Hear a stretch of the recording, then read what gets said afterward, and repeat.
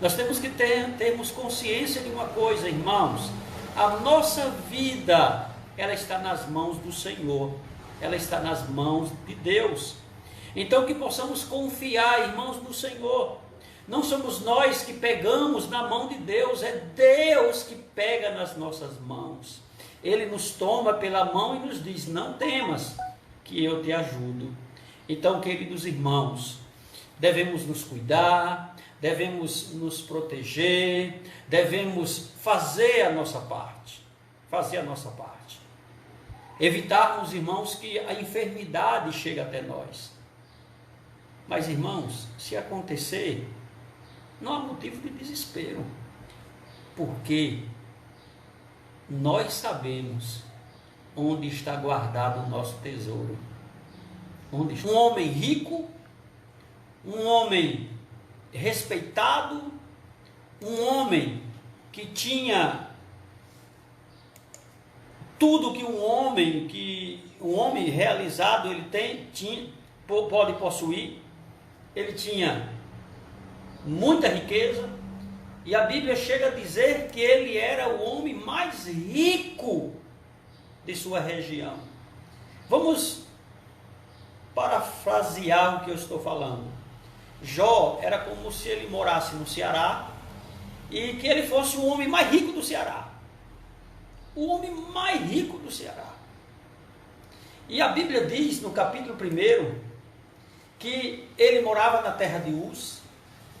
A Bíblia diz que ele era um homem que temia a Deus. Além de ser um homem arcomilionário, ele temia a Deus. O texto diz que ele era um homem íntegro. Veja só, desviava-se do mal. Ele era um homem que não havia soberba no seu coração. Não havia maldade em seu coração. Maldade no sentido, irmãos, dele praticar a ser mal, a ser injusto. Então diz que ele era temente a Deus e se desviava do mal. Era um homem íntegro, um homem direito, um homem justo aos olhos dos seus servos, aos olhos de todas as pessoas daquela região. E o texto diz, irmãos, que ele tinha 10 filhos. 10 filhos. 3 filhas e 7 homens. 10 filhos. O texto diz, irmãos, que ele possuía 7.000 ovelhas. Ele possuía 3.000 camelos. Ele possuía 500 juntas de boi. Ele possuía 500 jumentas. E era também muito numeroso o pessoal que trabalhava para ele. Ou seja, ele era um arquimilionário. Havia muitas pessoas que trabalhavam para este homem, para cuidar da sua riqueza. E o texto diz que ele era o maior homem do Oriente. O maior homem do Oriente. Então era um homem que, além da sua riqueza, era um homem exemplar. Mas observe, irmãos, que uma das coisas que nós podemos destacar é que esse homem temia a Deus. Temer a Deus, irmãos, não é ter medo de Deus. Temer a Deus, irmãos, é respeitá-lo, é amá-lo, é obedecer a sua palavra. Então, ele temia a Deus. Porque ele sabia o lugar que ele deveria estar e o lugar que Deus está. Deus está no alto e sublime trono. E nós estamos embaixo, aos pés desse Deus soberano. E cabe a nós, irmãos, como servos, nos humilharmos diante desse Deus, respeitarmos, sermos fiéis a Ele. Ele é Senhor e nós somos servos. Ele é Deus e nós somos os seus filhos. Então devemos obedecer a Deus, e é o exemplo deste homem. Então os irmãos podem observar que havia uma preocupação de Jó a respeito dos seus filhos. Jó, irmãos, temia tanto a Deus que ele se colocava, irmãos, como o intercessor. Ele era responsável pelos seus filhos. Então diz que ele, ao fim de dias, ele preparava um banquete para os seus filhos, e ali ele reunia os seus filhos, sacrificava holocaustos a Deus, porque ele dizia assim: talvez os meus filhos tenham pecado contra Deus. E ele fazia isso continuamente. Além dele ser fiel a Deus, ele se preocupava com os seus filhos, com a sua família, se eles realmente estavam andando em temor e obediência a Deus. Então nós vemos que o texto diz, no capítulo 1 de Jó, versículo 5, que em num dia, chega para ele um dos seus servos, mas antes disso nós vemos que houve o texto, ele fala de uma reunião que houve no céu. Então está lá Deus e os santos, né, reunidos, e Satanás aparece lá, e Deus pergunta de onde vem. Ele diz: de rodear a terra e passear por ela. E o texto diz assim, aí Deus olha e diz: está vendo meu servo Jó, homem reto, justo, temente a mim, que se desvia do mal. E Satanás disse também, com a riqueza que o Senhor deu a ele, claro que ele não vai blasfemar. Aí Deus disse assim: olha, tira tudo quanto ele tem. Tira tudo quanto ele tem. Mas não estenda as mãos sobre ele. Deus estava falando: eu vou permitir, Satanás, que o Senhor tire toda a riqueza dele. Tudo aquilo que você acha que é motivo dele ser fiel a mim, falando materialmente, tira dele. Então, irmãos, o diabo tirou tudo que Jó possuía com permissão de Deus. Ele perdeu as 7.000 ovelhas, as 7.000 ovelhas, os 3.000 camelos, as 500 juntas de boi e as jumentas 500 que ele possuía. Ele perdeu a maioria dos seus servos. A maioria dos seus servos ele perdeu, foram mortos. Foram mortos. E quando Jó está na sua casa e recebe a notícia dos sobreviventes, que fala: Jó, nós estávamos no campo cuidando das ovelhas, veio o fogo do céu, caiu o fogo do céu, matou as ovelhas dos teus servos, e eu escapei para te trazer essa notícia. Estando ele ainda falando, veio o outro e disse: seu Jó, nós estávamos cuidando,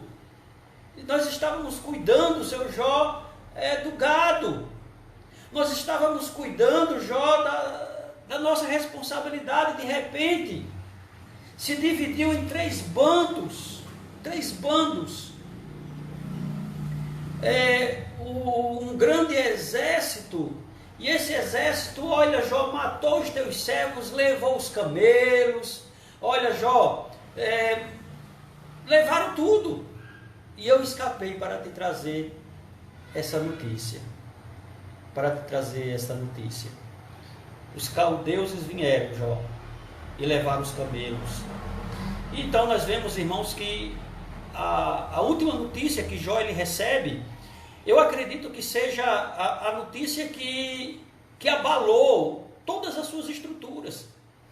De repente, chega um e diz assim: Jó, olha, estávamos reunidos na casa do seu filho, do seu primogênito, e estavam todos reunidos lá.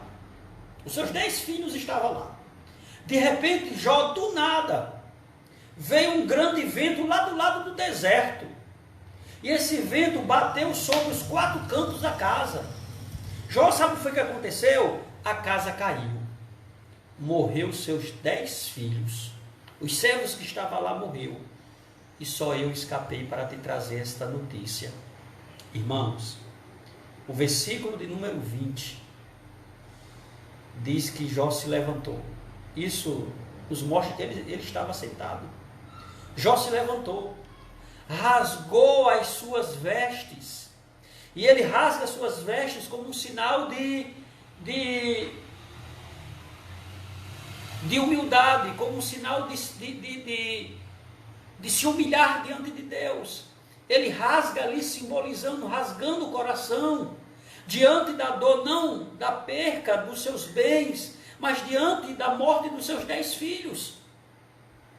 Então o texto diz que ele rasga o seu manto, rapa a sua cabeça, como um ato de submissão a Deus. Ele é grande, eu sou servo.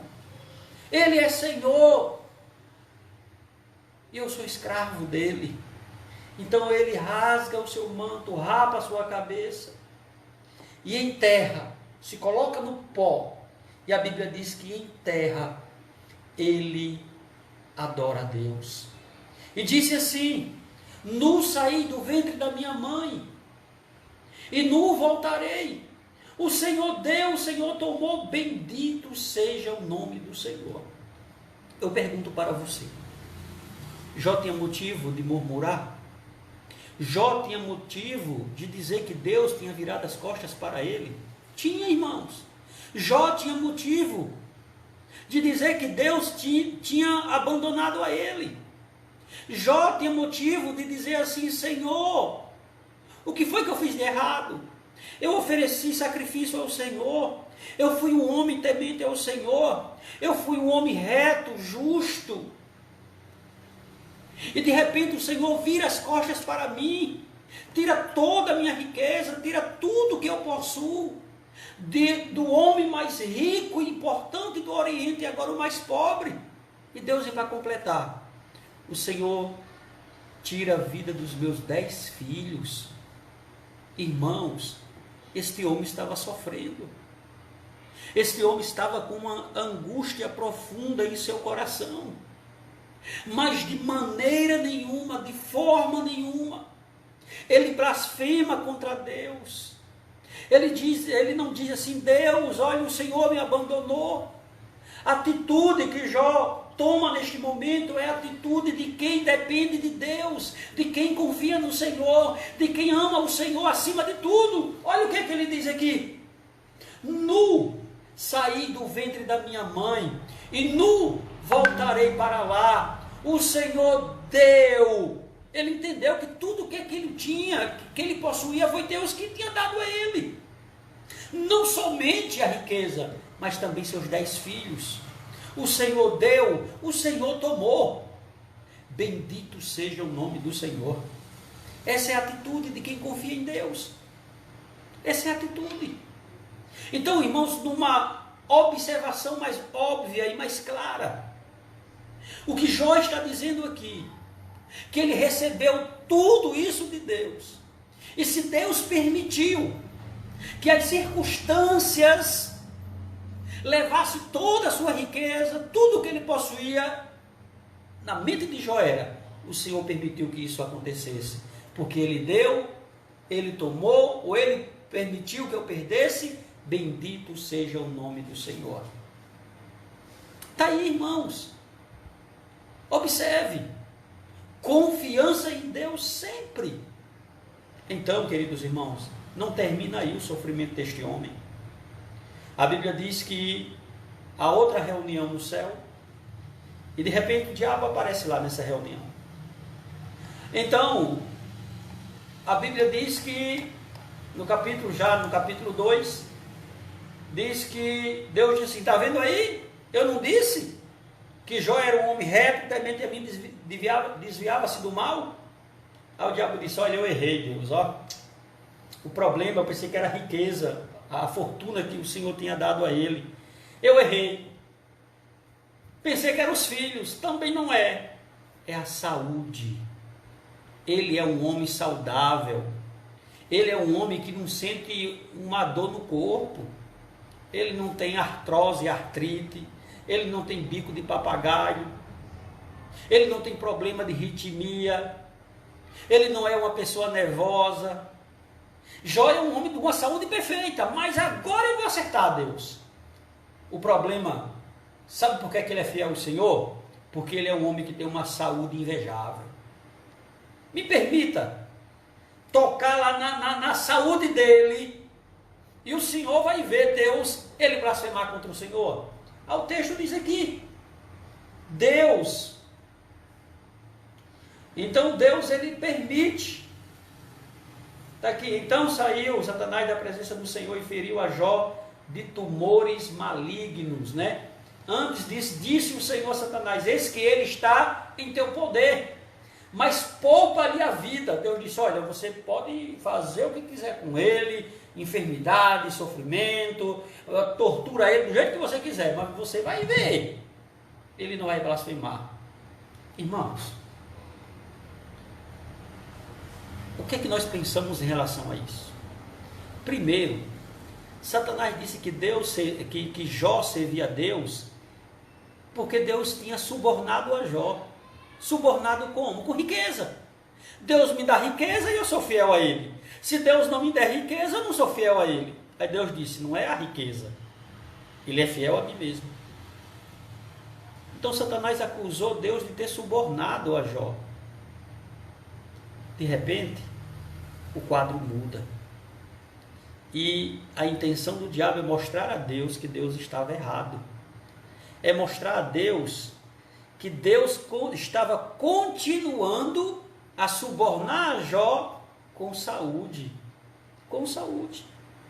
O diabo estava acusando a Deus, irmãos, dizendo: ele só está lhe servindo por isso. Então, queridos, como o texto nos diz, Jó, ele é ferido com tumores malignos. Esse tumor, ou tumores, apareceu em todo o corpo de Jó. E esses tumores, eles implodiram, foram abertos. Um tumor, quando é aberto, se torna em quê? Em ferida. Então, se o texto diz que ele foi tomado por tumores malignos, isso nos diz que Jó ficou leproso, com uma lepra maligna. Com uma lepra maligna, sentindo dores, gemendo, desesperado, rapando aquelas feridas com o caco, jogado cinza sobre o seu corpo. De repente, aparece o quadro da sua esposa. Ela, provavelmente, queridos irmãos, ela vem lá do cemitério, dos 10 sepulcros, chorando a morte dos seus filhos. Aquela mulher se dirige até a sua residência, e de repente ela olha ao longe e vê Jó, com a cabeça rapada, vestido com roupa de pano de saco, jogado na areia, cinza sobre o seu corpo, ele rapando as feridas e dizendo assim: glória a Deus. Aquela mulher se aproxima e diz, amaldiçoa este teu Deus e morra, homem. Você perdeu tudo o que você tinha. Você perdeu os seus filhos, os seus servos. Você também vai me perder, Jó. Amaldiçoa esse Deus aí e morra, Jó. Morra. Então, o texto diz, queridos irmãos, que Jó se dirige à sua esposa e diz assim: mulher, como fala uma louca, assim você tem falado. Temos recebido somente o bem de Deus e não o mal. Temos recebido o bem de Deus e não temos recebido o mal. O Senhor deu, o Senhor tomou. Bendito seja o nome do Senhor. Deixa eu fazer uma pergunta a você. Você tem sido fiel a Deus na tribulação, na angústia, na enfermidade, no mal que se propaga? Você tem sido fiel a Deus? Irmãos, eu sempre falo que o melhor caminho para quem não confia em Deus é murmurar, é se desesperar, é falar, irmãos, através de suas ações, que Deus não é soberano. Um homem rico, com uma família estruturada, praticamente em 2 dias, ele perde tudo, perde os filhos e perde a sua saúde. Mas aquele homem entende que todas as coisas cooperam para o bem daqueles que amam a Deus, que não é somente na riqueza, mas também na pobreza, que não é somente na saúde, mas também na enfermidade, que não é somente na alegria, mas também no luto, que a presença e o cuidado de Deus está sobre a vida daqueles que nele confiam. Então eu quero falar para você nesse instante: confie no Senhor, não se desespere, não se desespere. É o Senhor que está contigo, é o Senhor que vai te ajudar, é o Senhor que vai te amparar, é o Senhor que vai ao teu encontro e vai dizer assim para você: não temas, porque eu sou contigo, não te assombres, porque eu sou o teu Deus. É Ele que nos dá vitória, é Ele, irmãos, que nos ajuda em nossas dificuldades. A ajuda de Deus, irmãos, nem sempre é Deus tirar o sofrimento da sua vida. A ajuda de Deus é lhe fortalecer na batalha e na dificuldade. Lembra o que o apóstolo Paulo falou? Lembra o que Jó falou? Jó disse: ainda que ele me mate, continuarei confiando no Senhor. A minha confiança continuará no Senhor. Observem aqui, a Bíblia diz no capítulo 19 de Jó, ele diz assim, aos companheiros, ele diz que os seus companheiros o abandonaram. Ele fala aqui que ele é um estranho. Capítulo 19, ele diz que ele se tornou estranho na sua própria casa. Ele chama pelo seu servo e o servo não atende o seu chamado. E ele disse que o seu hálito se tornou insuportável à sua mulher. Irmãos, Jó estava em um estado de putrefação por fora, porque Jó era uma ferida só, um leproso, gemendo, mas sempre dando glória a Deus, sempre confiando em Deus. Aí veja só, a declaração de Jó, ele diz aqui, Jó capítulo 19, ele diz, versículo 25, Jó capítulo 19, versículo 25, porque eu sei que o meu Redentor vive, e por fim se levantará sobre a terra, depois de revestido este meu corpo da minha pele, em minha carne verei a Deus. O que é que ele está dizendo, irmãos? Olha, mesmo que eu venha morrer aqui, eu sei que o meu corpo será revestido, eu sei que o meu corpo será revestido, e eu sei que mesmo que eu morra, eu verei a Deus, eu verei a Deus. Essa é a esperança, irmãos, que cada um de nós devemos ter no Senhor. Então minha palavra para você hoje é: não se desespere, não se desespere. Quando nós confiamos em Deus, confiança não gera desespero. Confiança, irmãos, gera, sabe o quê? Dependência. Quando eu confio em alguém, eu gerei nessa pessoa uma dependência. Então, queridos, quando você confia em Deus, você está dizendo: Deus, a minha vida está nas tuas mãos, eu confio no Senhor, eu confio no Senhor.